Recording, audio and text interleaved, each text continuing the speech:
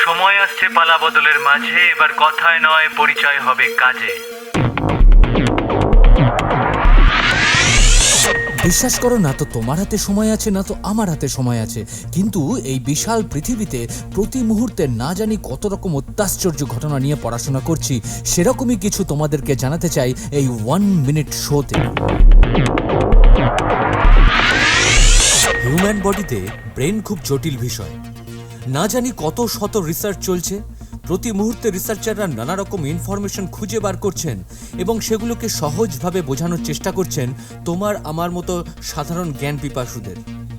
নানা রকম তথ্য, যেমন ধরো, এটা তো আমরা জানি যে ব্রেনকে স্টিমুলাস দিলে তবেই ব্রেন কাজ করতে শুরু করে। এই স্টিমুলেশনটা কিন্তু এক একজনের ক্ষেত্রে এক এক রকম। কেউ দেখে অথবা কেউ শুনে, কেউ অথবা পড়ে সেই স্টিমুলাসটা ফিল করেন। একটা উদাহরণ দিই, বিটোফেনের নাম কে না শুনেছে, জগৎ বিখ্যাত তিনি। এই বিটোফেন যখন কাজ করতে বসতেন তার একটা স্টিমুলাসের প্রয়োজন হতো। তিনি ঠান্ডা জলের বোতল অথবা কখনো কখনো ঠান্ডা বরফ মাথার উপর রেখে দিতেন। তিনি মনে করতেন এই ঠান্ডা ব্যাপারটা তার ব্রেনকে স্টিমুলেট করবে এবং তিনি তারপর ধীরে ধীরে তার কম্পোজিশনের কাজ শুরু করতে পারবেন।